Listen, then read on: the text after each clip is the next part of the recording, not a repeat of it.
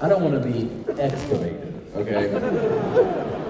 Yeah, I just want a little, you know, a little Calvin Harris. What's this button do?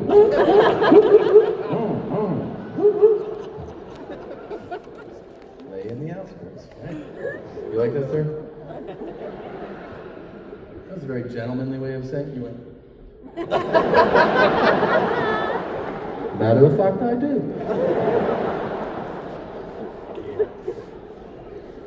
Cheers. Yeah, I polled my entire inner circle of friends. I was like, "Do you guys like that?" And they were all like, "Fuck no! That shit is gay." I was like, "Well, have you ever considered trying it with a woman?" Stop having your brother do it, weirdo. Hurry up before Dad gets home.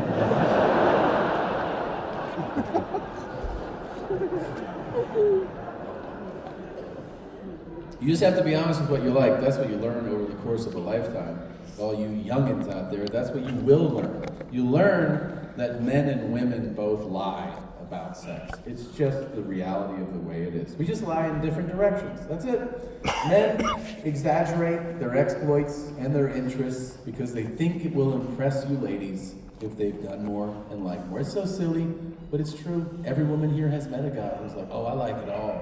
You know, yeah, step on my nuts and cut my nipples open, set me on fire." And you're like,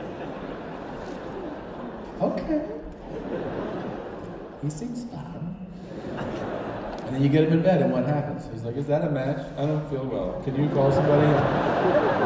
Need a ride home." He's a fucking liar. Women just do the absolute opposite lie. They diminish their accountability. But I'll defend you. I will. I think you do it for a great reason. The reason women diminish their accountability when it comes to sex is they have a very real and valid fear that you will shame them for enjoying some of the same things that you enjoy. Isn't that right, ladies? Yeah, it's also why you can't believe a word that comes out of their fucking mouth. You can't.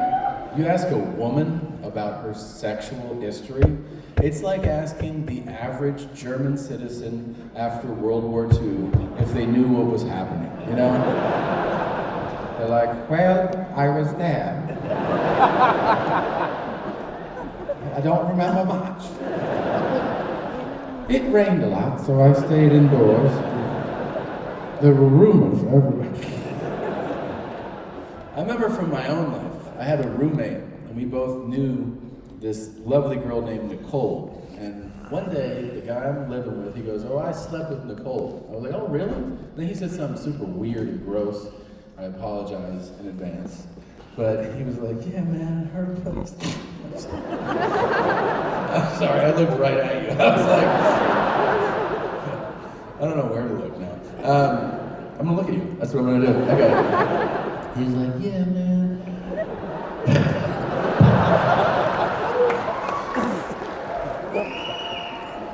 Her pussy was so warm.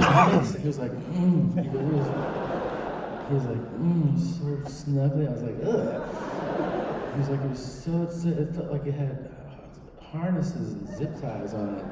So snug. He goes, "I wish I could live in there." And I was like, "Uh-huh." And he goes, "It felt like it was a blanket that was lined with butter." And I was like,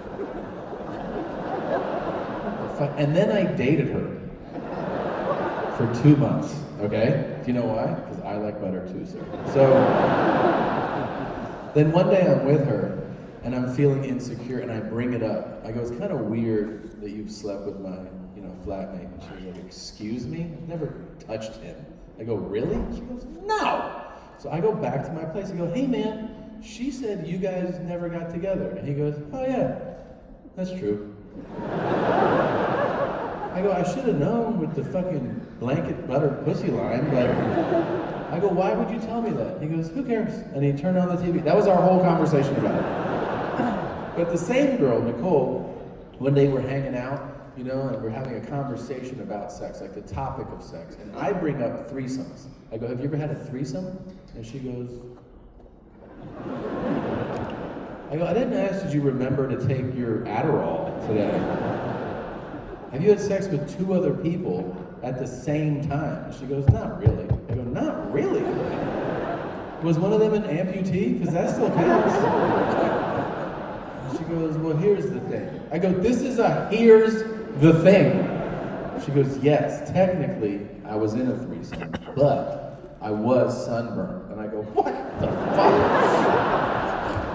She goes, yeah, I was there, but I was so sunburned, I just really didn't participate. I go, this is some insane women's only logic you got going on right now. And she goes, how about you? I go, yeah, I blew 4 guys, but I had poison ivy, so it doesn't count. Fucking absolute whore. And she's dead. Yeah, butter kills. You know, the more successful a man becomes, the younger his partners are. And it's a tale as old as time. And I think the current poster boy is without a doubt Leonardo DiCaprio. Now, yeah, we all salute you, sir. Leo's, of course, an Oscar award-winning, very famous, very wealthy actor. He's worth $150 million. He just turned 50. And he also has a very well-documented history of dating. If you don't know, Mr. DiCaprio has dated many beautiful women. But when they turn a certain age, he always cuts it off. Do you know what that age is? That's right. Every woman fucking knows. They usually say it with a little venom in their voice. 25. It's not kind of sort of true. It's 100% true. You can look it up. Leonardo DiCaprio will date you, and then when you turn 25, he goes, get your old pussy out of my life, okay? Pack your bags, Edith. Take this brooch to the retirement home with you.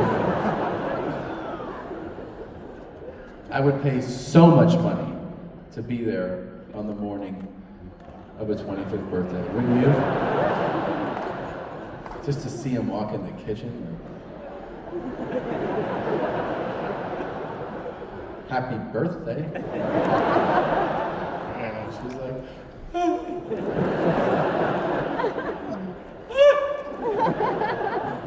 he's like, what'd you wish for? That I was turning 24? Well, you're not. You are old as shit. Pack your bags and leave the key. I got you a tombstone. Get the fuck out of my house. Now, what I find fascinating is that's his level of success and what he's into, right? And then you think about a guy like Epstein, right?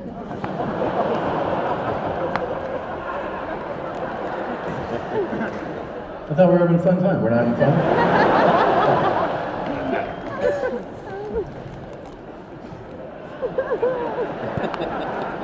Epstein and Andrew hanging out together. All right,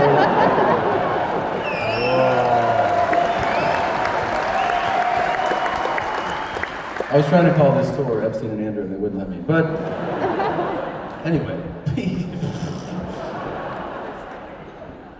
Epstein has like 600 million. He had $600 million. And he liked him 14, 15. But if you got your driver's license, he was like, hit the bricks, Andretti. I don't fuck with you. I like when your mom picks you up. All right. Well, they're not all going to work, and that one didn't. Now,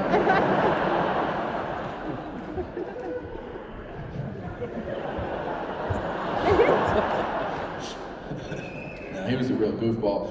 But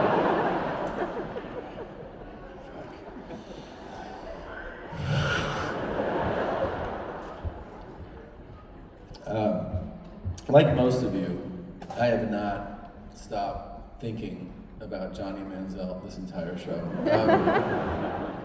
That's the guy in the documentary I told you about earlier.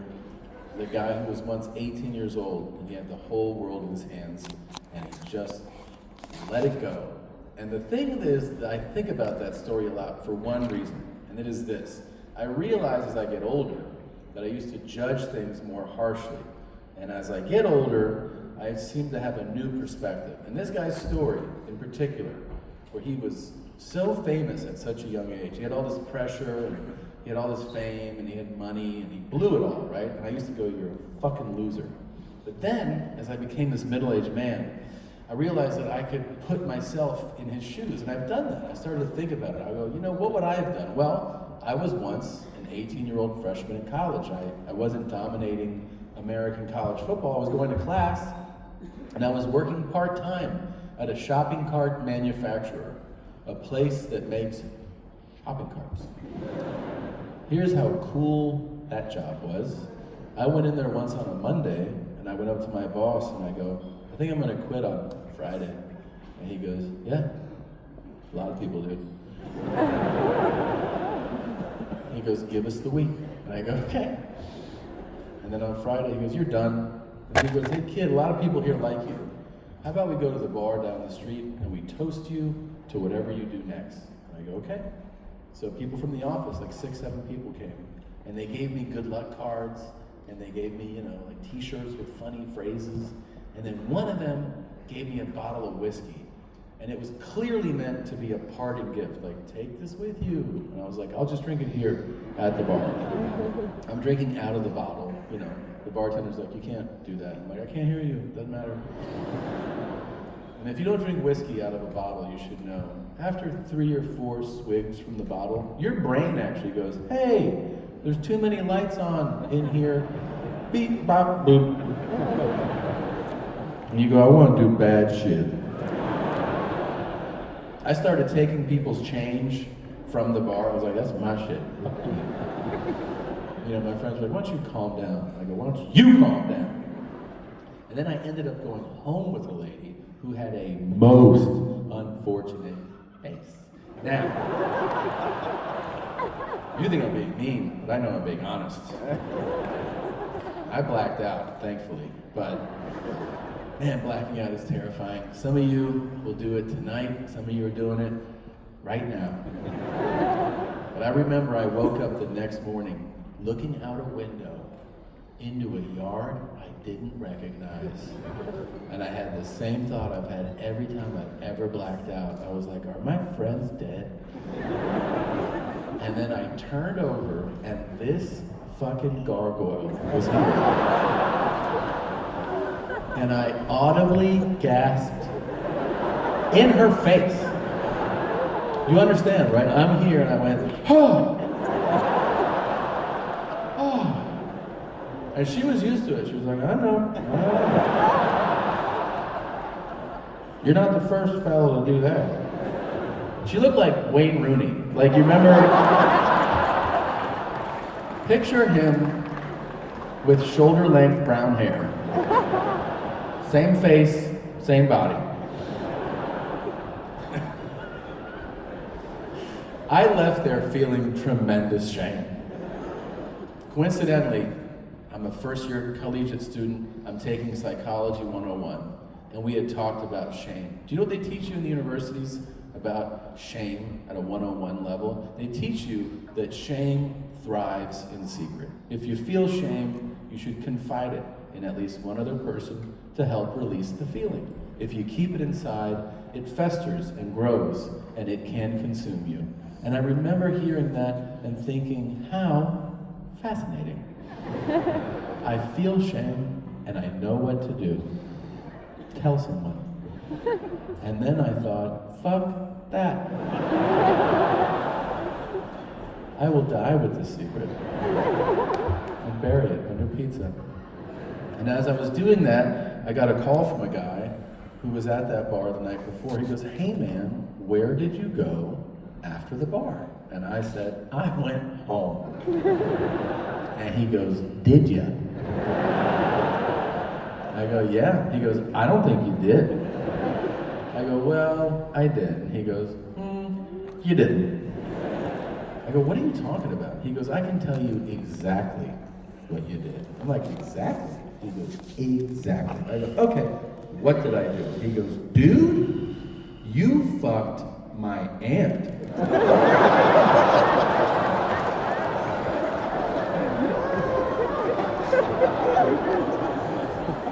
I said, your aunt is Wayne Rooney? He goes, yeah. And I didn't know what to say. So I just said, I'm sorry. He goes, no, I'm sorry.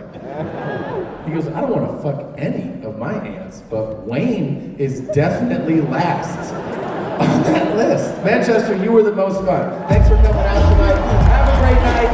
Take care. I'll see you next time. Good night.